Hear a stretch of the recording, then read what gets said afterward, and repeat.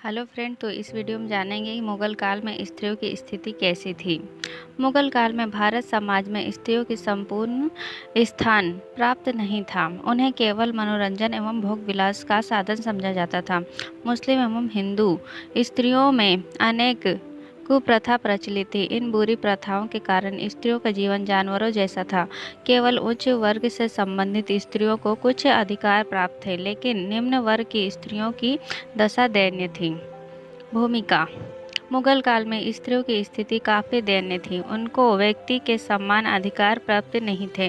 उच्च वर्ग की महिलाओं की दशा ठीक थी, लेकिन वह महिलाएं संख्या में बहुत कम थी, जबकि निम्न वर्ग की महिलाओं की संख्या बहुत ज़्यादा थी। उनके साथ अनेक प्रकार के अत्याचार किए जाते थे। मुगल काल में भारत समाज में स्त्रियों की दशा को शोधकर्ता वर्ग में बांटा जाता है। उच्च वर्ग की स्त्रियों की स्थिति। मुगल काल भारत साम्राज्य की उच्च वर्ग से संबंधित स्त्रियों का समाज में सम्मान था। उनकी उचित शिक्षा की ओर विशेष ध्यान दिया जाता था। मुगल बादशाह अपनी बेगमों का पूर्ण ध्यान रखते थे। उन्हें कुछ विशेष अधिकार भी दिए गए थे। मुगल काल की राजनीति में बाबर की माँ बहन, जहांगीर की पत्नी, शाहजहां की पत्नी, औरंगजेब की बहन आदि ने महत्वपूर्ण भूमिका निभाई। उनके पास बड़ी 2 जहांगीरें होती थीं। उन्हें विशेष अनुदान भी प्राप्त थे। इन स्त्रियों ने शिक्षा, व्यापार, चित्रकला, संगीत कला, नृत्य कला को प्रोत्साहित देने में उल्लेखनीय योगदान दिए। इस वर्ग की स्त्रियां दैन्य से उदारवाद एवं दयालु होती थीं। वे माहौल की सजावट की ओर भी विशेष दिलचस्पी लेती थी। उनका जीवन स्तर बहुत अच्छा था। उनके रहन सहन, वस्त्र, आभूषण उच्च कोटि के थे, इसलिए वे आराम का जीवन व्यतीत करती थी। जनसाधारण वर्ग में स्त्रियों की स्थिति।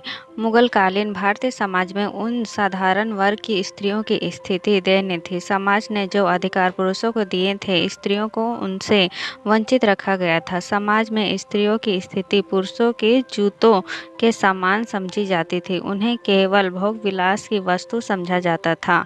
बादशाह एवं अमीर वर्ग के लोगों ने बड़े बड़े हरम बनाए हुए थे। उन हरमों में हजारों की संख्या में अत्यंत सुंदर स्त्री रखी जाती थी। वे अपने नृत्य एवं संगीत द्वारा पुरुषों को मनोरंजन करती थी। प्रसन्न होने पर बादशाह व अन्य अमीर उन्हें बहुमूल्य उपहार भेंट करते थे।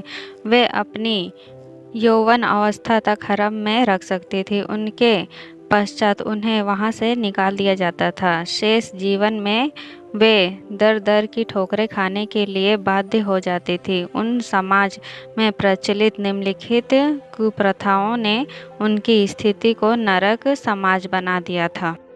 कन्यावध। हिंदू समाज में उस समय लड़कियों के जन्म को अपशकुन माना जाता था। समाज में प्रचलित रीति रिवाज के अनुसार लड़की के विवाह पर भारी खर्च करना पड़ता था। समाज का अधिकतम वर्ग निधन था और वह इतना भारी खर्च नहीं कर सकता था। लड़की का विवाह न होने धर्म और समाज के विरुद्ध समझा जाता था। इसके अतिरिक्त मुसलमान हिंदुओं की जवान लड़कियों को बलपूर्वक उठाकर ले जाते थे। इसीलिए बहुत से हिंदू लड़की के जन्म लेते ही उसे मार देते थे। बाल विवाह। उस समय समाज के प्रचलित रीति रिवाज के अनुसार लड़कियों का विवाह बहुत ही छोटी आयु में कर दिया जाता था। परिणाम स्वरूप उनकी शिक्षा और कोई ध्यान नहीं दिया जाता था। छोटी आयु में विवाह होने के कारण उन पर गृहिणी भी सभी जिम्मेवारी आ जाती है। जल्दी संतान पैदा होने के कारण उनके स्वास्थ्य में भी काफ़ी बुरा असर पड़ता है। सती प्रथा। मुगलकालीन समाज की सबसे बड़ी बुराई सती प्रथा की थी। इस प्रथा के अनुसार यदि किसी स्त्री के पति की मृत्यु हो जाती है तो उसे बलपूर्वक पति की चिता के साथ जीवित जला दिया जाता था। पति की मृत्यु के समय यदि स्त्री गर्भवती हो तो उसे बच्चे को जन्म देने के बाद पति की किसी वस्तु के साथ उसे सती कर दिया जाता था। समाज में विधवा जीवन नर्क के समान था और बहुत सी स्त्रियां खुद भी सती होना पसंद करती थी। विधवा पुनर्विवाह पर रोक। उन समय समाज में विधवा का जीवन नरक के समान था। समाज द्वारा विधवा पुनर्विवाह की आज्ञा नहीं थी। विधवा के बाल काट दिए जाते थे, उनके हर श्रृंगार पर प्रतिबंध लगाया जाता था। उसे घरेलू खुशी तथा त्योहारों के अवसरों पर सम्मिलित होने की आज्ञा नहीं थी। विधवा का सभी निरंतर करते थे। समाज में उनका जीवन अशुद्ध माना जाता था। बहुविवाह। मुसलमानों तथा उच्च वर्गों के हिंदुओं में बहुविवाह की प्रथा प्रचलित थी। प्रत्येक मुसलमान 4 विवाह करवाता था। उनमें तलाक प्रथा बहुत प्रचलित थी। वे पहली पत्नी को तलाक देते जाते थे तथा एक विवाह और कर सकते थे। अधिक पत्नियों के कारण उनमें आपसी झगड़े चलते रहते थे। इसके अतिरिक्त वे बड़ी संख्या में रखेले भी रखते थे। संक्षेप में इस प्रथा ने स्त्रियों की दशा को दयनीय बना दिया था। पर्दा प्रथा। मुगल काल में पर्दा प्रथा का प्रचलन बहुत बढ़ गया था। मुस्लिम स्त्रियों में पर्दा प्रथा पर बहुत बड़ा बल दिया जाता था। घर की चारदीवारी में भी वे पर्दा रखती थी।